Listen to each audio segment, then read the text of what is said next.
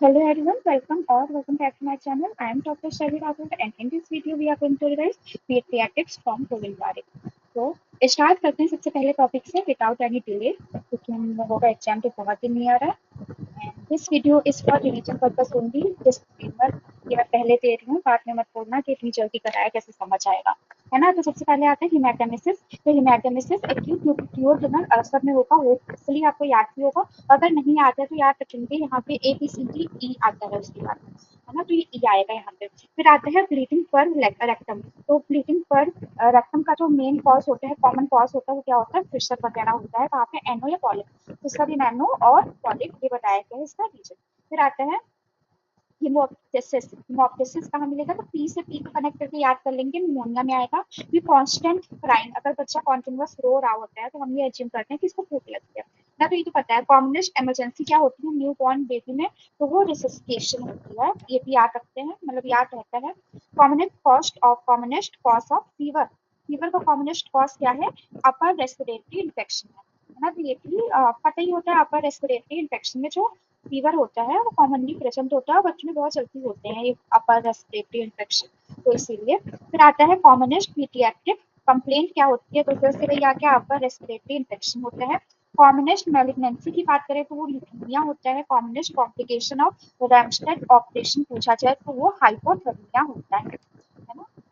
क्या होता है, हाइपोथर्मिया। और ये ऑपरेशन कहाँ करते हैं, तो पाइलोरिक स्टेनोसिस में करते हैं, पाइलोरिक स्टेनोसिस में करते हैं। तो रिकॉल करेंगे, हिमेटेमेसिस कहाँ पे था, ब्लीडिंग पर रेक्टम कहाँ पे था, हिमोप्टिसिस कहाँ पे था, कांस्टेंट क्राइम का क्या कॉज हो सकता है, कॉमनेस्ट इमरजेंसी एंड न्यूबॉर्न क्या था, commonest cause of fever in child क्या हो सकता है, कॉमनेस्ट पीडियाट्रिक कंप्लेंट क्या है, मेलिग्नेंसी कौन सी कॉमनली फाउंड होती है बच्चों में, और कॉमनेस्ट कॉम्प्लिकेशन क्या है रैमस्टेड ऑपरेशन का। ये हमने इतना कर लिया है और इसको एक बार रिकॉल कर लेंगे, नहीं आएगा तो फिर से प्रीवियस जाके इसको फिर से देखेंगे। अब आता है एज का क्लासिफिकेशन। तो एज को हम लोगों ने बेसिकली 3 पार्ट में डिवाइड करा हुआ है, प्री नेटल, पेरीनेटल और पोस्ट नेटल। प्री नेटल में क्या क्या आता है, सबसे पहले स्टार्टिंग में ओवम रहता है, उसका टाइम पीरियड है 0 to 14 डेज। फिर आता है एमपीओ, उसमें 14 से लेके 9 वीक्स तक रहता है। कहाँ तक रहता है, 9 वीक्स। तो जब हम लोग एमपीओ को मतलब ऊपर से देखेंगे ना तो हम लोग को 9 मंथ नजर आएगा। ये चीज जो है ये ऊपर से देखने में 9 मंथ लगेगी, सॉरी 9 वीक लगेगी, है ना। ये एम अभी लग रहा है, बाद में डब्ल्यू लगने लगेगा। तो ये 9 वीक लगेगा देखने में, तो उससे याद रखेंगे 9 वीक्स तक ये था, है ना। फिर आता है फीटस। फीटस में क्या होता है, 9 वीक्स से आगे चल के बर्थ तक वाला पीरियड होता है। फिर आता है पेरीनेटल। तो पेरीनेटल में क्या आता है, 28 वीक्स से लेके 7 डेज आफ्टर बर्थ तक होता है ना। 28 वीक्स से लेके 7 डेज आफ्टर बर्थ, तो ये याद रखेंगे। फिर आता है पोस्ट नेटल पीरियड के बारे में। तो जो न्यूबॉर्न बेबी होता है उसमें स्टार्टिंग से लेके 1 महीने तक, मतलब 1 महीना कितना हो गया, 4 वीक्स हो गया, है ना। ये होता है न्यूबॉर्न के लिए। इन्फेंट में क्या होता है, 1 साल तक। पहला वाला 1 महीने तक है, फिर इन्फेंट वाला 1 साल तक है ना। और फिर आता है 12 से लेके 14 तक गर्ल्स में, है ना।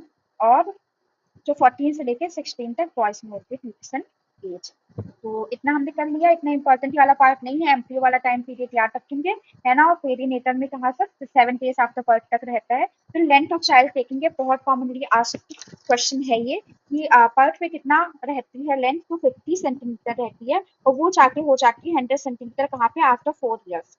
कब हो जाती है, 4 ईयर्स में वो डबल हो जाता है अपनी हाइट के, है ना। तो फर्स्ट ईयर मतलब जब 1 साल का हो जाएगा तो 75 सेंटीमीटर हो जाएगा, मतलब यहाँ पे कितना इंक्रीमेंट हुआ, 25 सेंटीमीटर का इंक्रीमेंट यहाँ से यहाँ तक हुआ है। फिर 75 से 85 में 10 सेंटीमीटर का इंक्रीमेंट और फिर 10 सेंटीमीटर का इंक्रीमेंट, ऐसे करके इंक्रीज हुआ है। और फिर लास्ट में जाके 5 सेंटीमीटर इंक्रीज हुआ है केवल, है ना। तो इतना याद रखना इंपॉर्टेंट है, ये क्वेश्चन पूछा जाता है, प्रीवियस ईयर में कई बार आया है।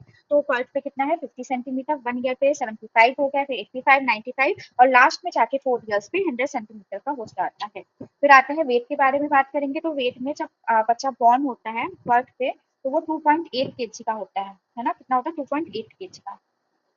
और 5 मंथ्स पे वो क्या होता है, डबल कर लेता है। मतलब ये भी क्वेश्चन कॉमनली आस्क्ड क्वेश्चन है ना, फ्रीक्वेंटली ये पूछा जाता है। तो 5 मंथ्स पे डबल हो जाता है वेट, और 1 ईयर पे 3 टाइम्स हो जाएगा, 2 ईयर्स पे 4 टाइम्स, 3 पे 5 टाइम्स, 4 पे 6 टाइम्स, मतलब 3, 4, 5, 6 ऐसे करके आएगा, 1, 2, 3, 4 में, है ना। 1 में 3 और फिर इंक्रीज करते जाएंगे 1 मंथ से। After birth there is a weight loss of child, in first year, जो फर्स्ट वीक। तो पहला हफ्ता होता है, उसमें जो वेट है वो लूज भी होता है। कितना वेट लूज करता है बच्चा, वो होता है 10% वेट लॉस होता है। कितना होता है? 10% होता है। प्रीवियस ईयर का क्वेश्चन में याद रखेंगे कितना वेट लॉस हुआ फर्स्ट वीक में, तो वो 10% हुआ। फिर आता है average birth weight of Indian newborn baby, कितना है? 2.8 केजी है, ये हमने पहले ही देख लिया है। हाइट कितनी होती है? 50 सेंटीमीटर होती है। हेड का सरकमफ्रेंस कितना होता है? तो वो 35 सेंटीमीटर होता है, ये भी कॉमनली पूछा जाता है। तो 34 से लेकर 35 के अप्रॉक्स होता है हेड का सर्कमफ्रेंस ड्यूरिंग बर्थ। और चेस्ट का सर्कमफ्रेंस कितना होता है? 32 होता है। 3 सेंटीमीटर का डिफरेंस होता है हेड और चेस्ट में, और ये दोनों इक्वल कब हो जाते हैं? 1 या 2 साल पे ये इक्वल हो जाते हैं। कॉमनली पूछा जाता है तो उसमें ऑप्शन 1 ईयर जाता है, 12 मंथ्स में। तो ये याद रखिए, इक्वल कब होता है? 1 से 2 साल में इक्वल हो जाता है। लेंथ ऑफ अम्ब्लाइकल कॉर्ड पूछा जाए तो जितना बेबी होता है, बेबी की वो होती है लंबाई, उतना ही अम्ब्लाइकल कॉर्ड की लंबाई होती है। कितना? 50 सेंटीमीटर। फिर आता है पल्स रेट कितना होता है? तो 140 सेंटीमीटर 140 पर मिनट होता है, सॉरी 140 पर मिनट होते हैं। रेस्पिरेटरी रेट कितना होता है? 28 पर मिनट होता है। कितना होता है? 28 पर मिनट। 1 मिनट में 60 सेकेंड होते हैं, है ना। 60 सेकेंड में अप्रोक्स हाफ, मतलब 28-30 उतना उसका रेस्पिरेटरी रेट होता है। ब्लड प्रेशर की बात करें तो कितना होता है? 60/40 होता है। नॉर्मली कितना होता है? 120/80 होता है। हाफ कर तो उसको, है ना, तो कितना हो गया? 60/40। नंबर ऑफ फॉन्टनल कितने होते हैं? 6 होते हैं। कितने होते हैं? 6 होते हैं। इंपॉर्टेंट है ये। प्री टर्म बेबी कब माना जाएगा? जब 37 वीक्स टेस्टेशनल पीरियड इससे कम होता है, 32 वीक से। तो ये याद रखिए। लो बर्थ वेट कितना होता है? 2.5 kg से कम होता है। कॉमन कितना था? 2.8 kg था। और कम कब बोला गया? 2.5 से जब कम हो जाएगा। और ये प्रीवियस ईयर में आया हुआ क्वेश्चन है। फिर आता है मेन रिफ्लेक्स के बारे में पूछा, तो मोरो रिफ्लेक्स आता है सबसे पहले। ये भी बहुत बार पूछा गया है। तो ये 3 मंथ्स पे देखने को मिलता है। कितने टाइम पे देखने को मिलता है? 3 मंथ्स पे देखने को मिलता है मोरो रिफ्लेक्स। फिर आता है स्टेपिंग्स रिफ्लेक्स। तो स्टेपिंग्स रिफ्लेक्स 6 याद रखेंगे, एस से 6। तो 6 क्या है? 6 वीक्स है। 6 वीक्स याद रखेंगे, 6 वीक्स की बात हो रही है। और 6 वीक्स पे ही प्लेसिंग रिफ्लेक्स भी देखने को मिलता है। कितना? 6 वीक्स पे। तो 6 वीक्स पे हम लोगों ने 2 चीजें देखी है, स्टेपिंग रिफ्लेक्स देखा है और प्लेसिंग रिफ्लेक्स देखा है। बोरो रिफ्लेक्स 3 मंथ पे देखा था, और फिर 6 वीक पे स्टेपिंग रिफ्लेक्स और प्लेसिंग रिफ्लेक्स देखा। फिर आता है palmar crap crash. Palmar craps कब मिलता है?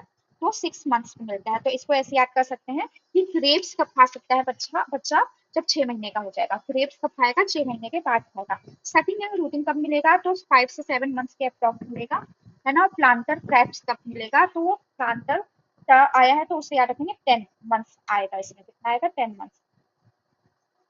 ठीक है। और एक सेकंड। तो क्या क्या हमने देखा? मोरो रिफ्लेक्स देखा है, 3 मंथ्स आया था। स्टेपिंग और प्लेसिंग रिफ्लेक्स 6 वीक्स पे आया था। पाल्मर आया था 6 मंथ पे। प्लांटर आया था 10 मंथ्स पे। और जो सेकंड रूटिंग है वो कब आया था? 5 to 7 मंथ्स पे आया था। फिर आता है specific age for starting of specific event, कब कब स्टार्ट करेगा, ये भी पूछा गया क्वेश्चन है। सोच करो, स्माइल 2 महीने का बच्चा देने लगता है ना। और जो प्रीवियस में क्वेश्चन आया था उसमें शायद हाँ, 2-3 महीने का ऑप्शन था, ऐसे था, और यही आंसर गया था, है ना। बाकी तो बहुत दूर दूर के थे, मतलब पास पास का कुछ नहीं था। तो सोशल स्माइल देने लगता है 2 महीने पे। अपनी मम्मी को कब रिकॉग्नाइज करेगा? तो 3 महीने का बच्चा अपनी मम्मी को रिकॉग्नाइज कर लेता है। कब? 3 महीने का बच्चा। ऑब्जेक्ट कब होल्ड करने लगेगा? तो 4 मंथ पे। तो ऐसे याद रखो कि किसी भी ऑब्जेक्ट को होल्ड करने के लिए हमें अपने हाथों की चारों उंगलियों से उसको होल्ड, पेन लेके देखो, पेन को चारों उंगलियों के बीच में ऐसे रखो, और याद रखो कि होल्ड करने के लिए ऑब्जेक्ट को 4 उंगलियों की जरूरत है। तो 4 मंथ आएगा इसमें।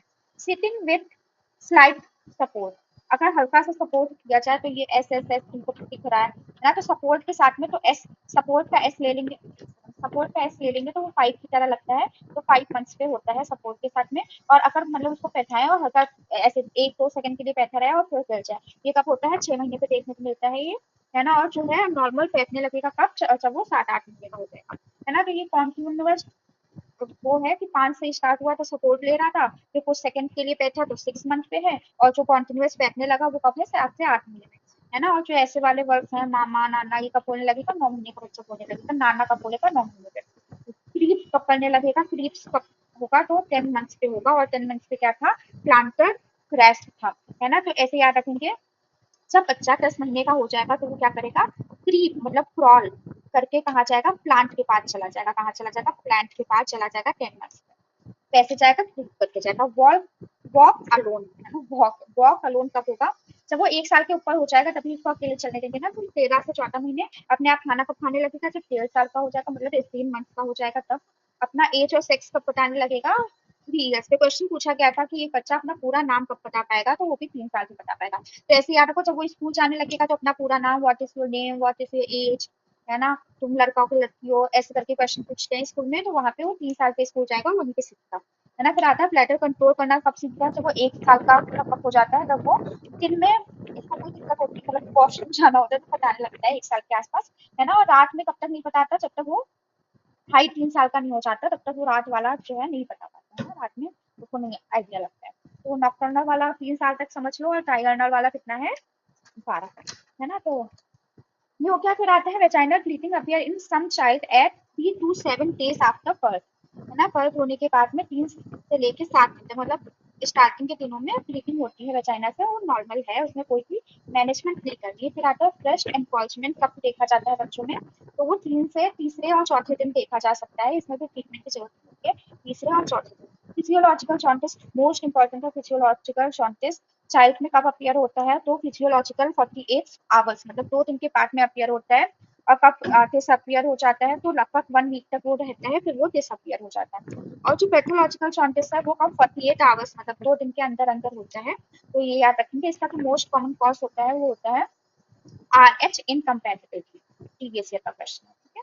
तो RH इनकम्पैटिबिलिटी में ये देखा जाता है कॉमन। फिर आता है umbilical hernia gets normal up to 3 to 4 years। Umbilical hernia normal कब होती है, 3 से 4 साल में वो नॉर्मल हो जाती है। कहते हैं ना अम्ब्लाइकल हर्निया हुआ है तो उसको ट्रीटमेंट की जरूरत नहीं होती है ना, वो अपने आप ठीक होने लगता है। कब ठीक होगा, 3 4 साल में ठीक हो जाएगा।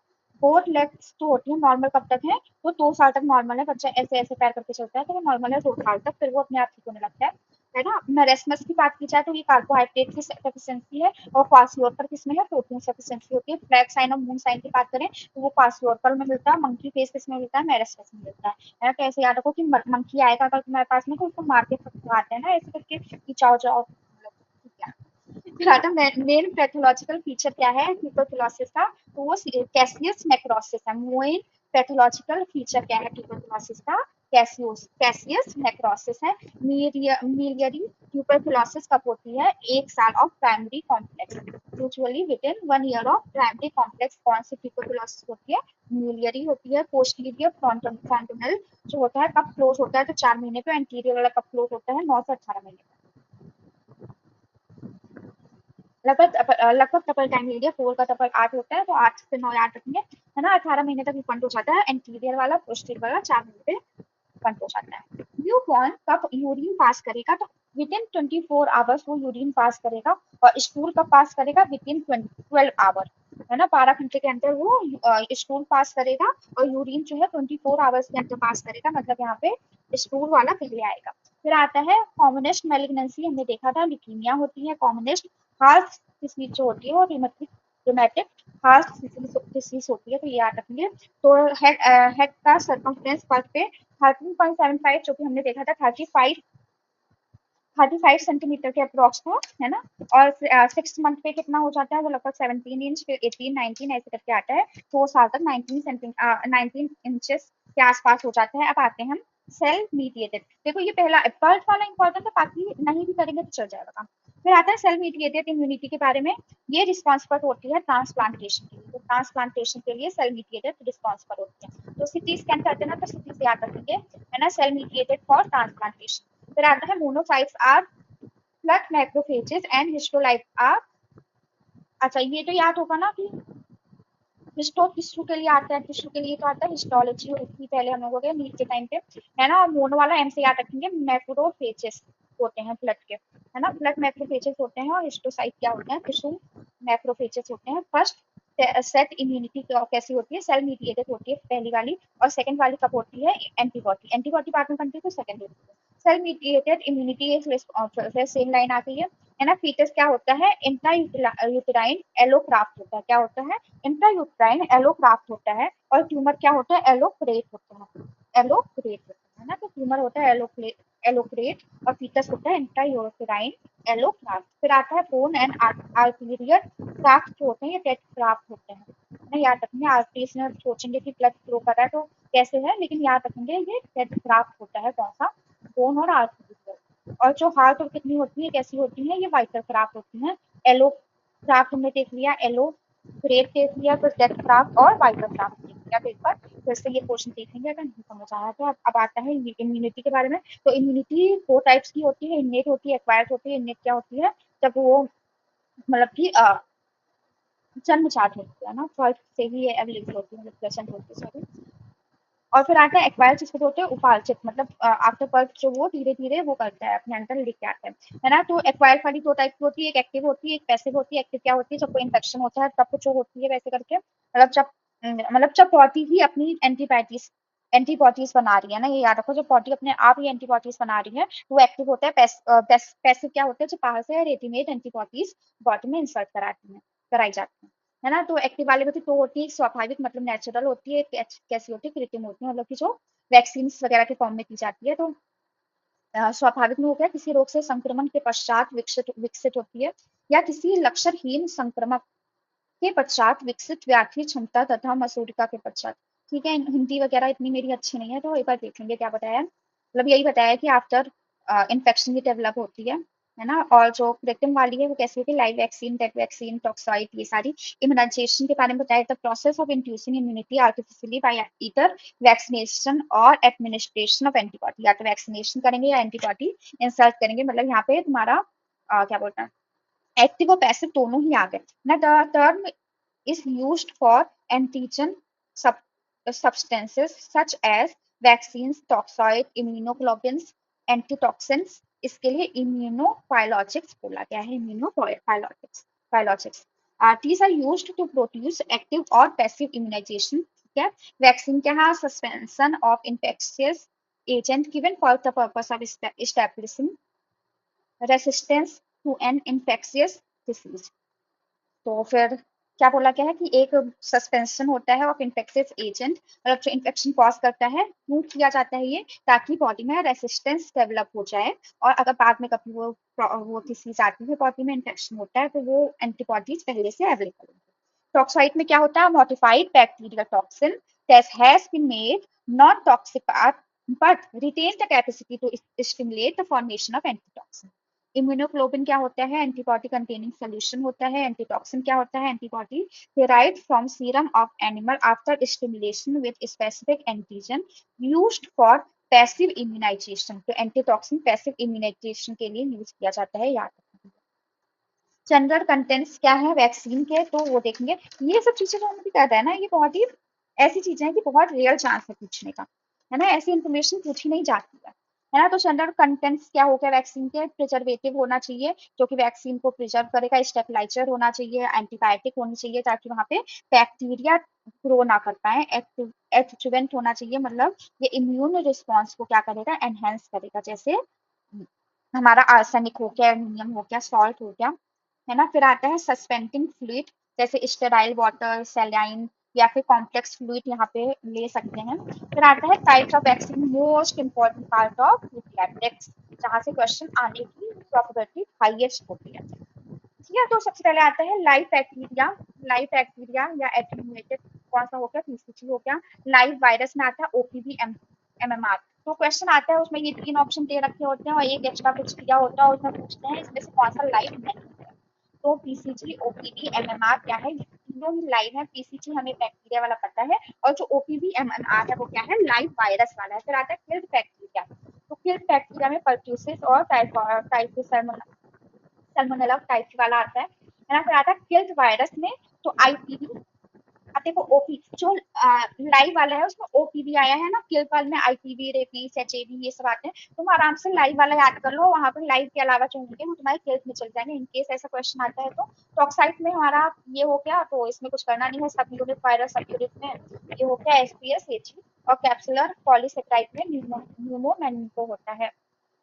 इतना याद करने की जरूरत नहीं है ना। इसको पीएम कैप्सूल से याद कर सकते हैं, पीएम से होकर न्यूमो और मेनिको।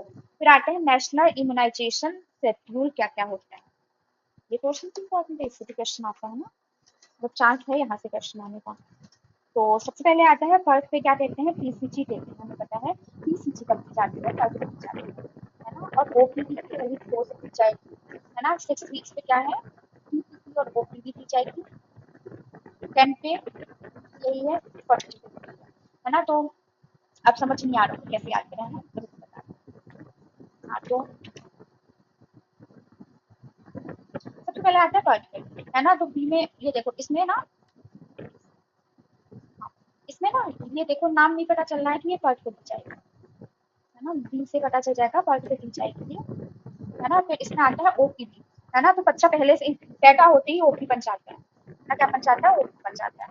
तो ओपी फर्स्ट से ही स्टार्ट करती है, फिर 6 वीक, 10 वीक और 14 वीक पे कॉन्टिन्यूस इनकी तीनों की ग्रोथ चलती रहती है ना। ये हम लोग का इतना पोर्शन हो गया। अब आकर 9 मंथ पे मीजल्स देते हैं, मीजल्स की देते हैं। तो ऐसा बोला जाता है 9 मंथ से लेकर 12 मंथ के बीच में मीजल्स की दे देते हैं। कहाँ से कहाँ तक? तो 9 से लेकर 12 तक। तो 9 में एम याद कैसे करेंगे? तो ऐसे याद रखना कि बच्चा कब आता है, कब डिलीवरी होती है, 9 मंथ होती है, तो 9 एम, एम पे होगा मीटर। फिर आता है 16 से लेके 18 मंथ्स तक, क्या देंगे? बूस्टर डोज देंगे इन दोनों की, है ना। तो 14 तक था, फिर 16 से 18 तक ये फिर आ गया, है ना। तो ये तो हम लोगों का ये इतना वाला ये चीजें तो हो जाएंगे 6 वीक्स, 6 है ना। तो और पूरा, हाँ, 6 वीक्स पे, 10 वीक्स पे, 14 वीक्स पे और 16 से 18 वीक्स तक ये सेम शेड्यूल चलेगा हमारा, है ना। फिर 5 ईयर्स पे टीटी देंगे, है ना। तो 5 पे टीटी दे दिया, है ना। और 10 पे 10 हो गया यहाँ पे, है ना। और 16 पे भी सेम। और प्रेग्नेंट वुमेन पे पूछा जाता है, प्रेग्नेंट वुमेन में कितना देंगे? तो 2 डोज देते हैं 4 वीक्स के इंटरवल पे। कितने वीक्स के इंटरवल पे? मतलब कि 1 महीने के इंटरवल पर प्रेग्नेंट वुमेन में टिटनेस का टॉक्साइड लगाते हैं 2 डोज, है ना। तो पहला तो है 6 महीने पे और दूसरा 8 महीने पे, ऐसे याद कर लो।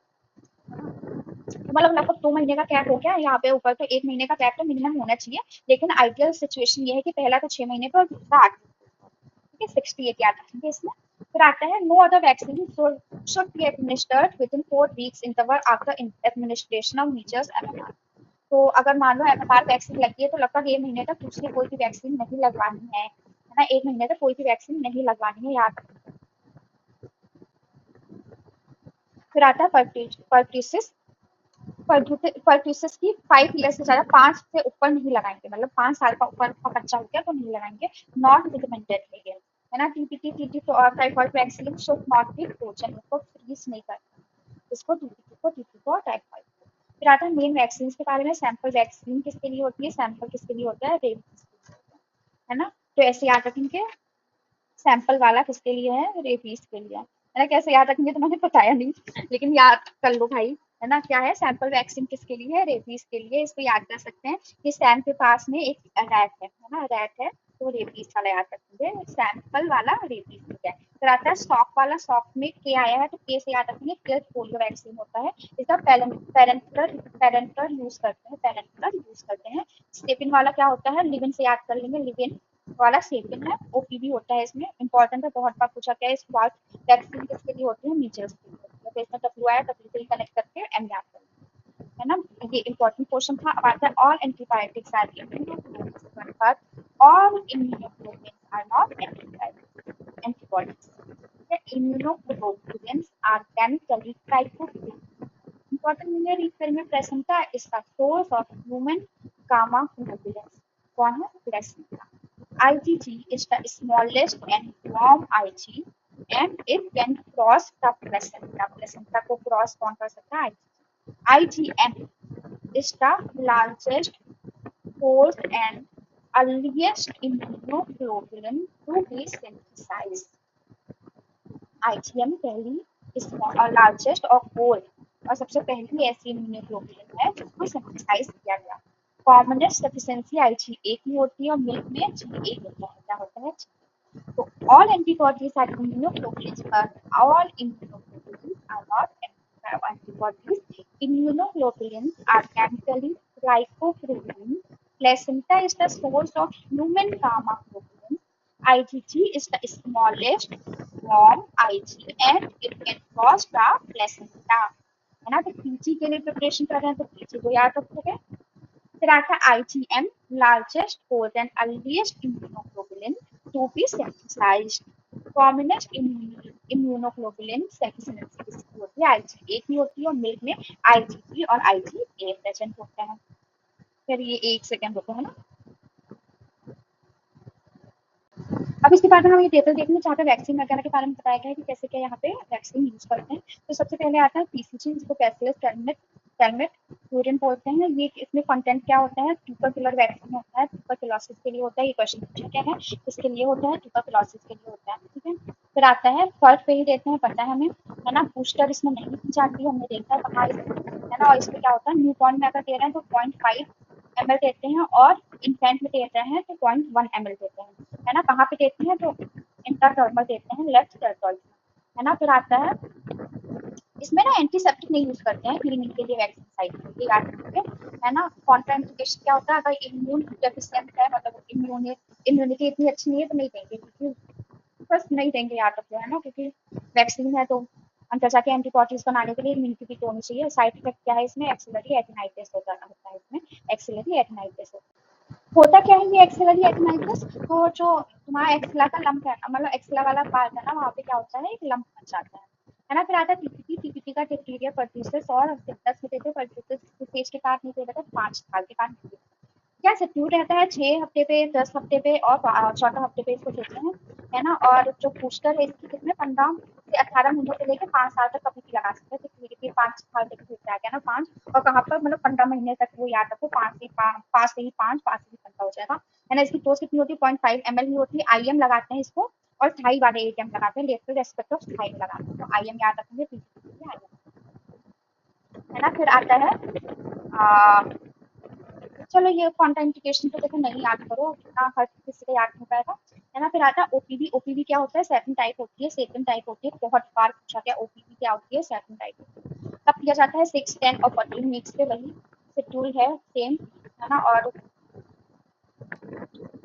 फिर आता है कितनी ड्रॉप्स होती है, पूछा गया है कितनी ड्रॉप्स देते हैं, ये भी पूछा गया है। 2 बूंद जिंदगी के तो याद भी होगा सबको, तो 2 ड्रॉप्स होती है। इसमें ओरल होता है, ओपीवी कैसा हो, ओरल पोलियो वैक्सीन नाम से पता चल रहा है, ओरल है ये। और किसमें नहीं देते हैं, HIV पेशेंट को नहीं देते हैं। आप सोच के देखो, सबके घर में चाट चाट के वो पिलाते थे पोलियो की मेडिसिन, लेकिन कभी ये नहीं पूछते थे बच्चे को HIV, है ना। तो कितना वो है, तो पता नहीं क्यों बताया मैंने, क्यों बोला, ठीक है चलो, है ना। ओपीवी में 20 से याद रखेंगे, HIV आता है इसमें। फिर आता है MMR, MMR कहाँ देते हैं, 15 मंथ्स के आसपास देते हैं, वही हमने देखा था MMR के लिए 9 मंथ से लेके 1 साल के बीच में देते हैं मीजल्स का, है। तो मीजल्स, मम्स और रुबेला के लिए होती है, इसमें बूस्टर नहीं देते, 0.5 ml इसमें डोज होती है, और सबक्यूटेनियस को देते हैं, है ना। तो मीजल्स में याद रखेंगे, सबक्यूटेनियस में दिया जाता है ना।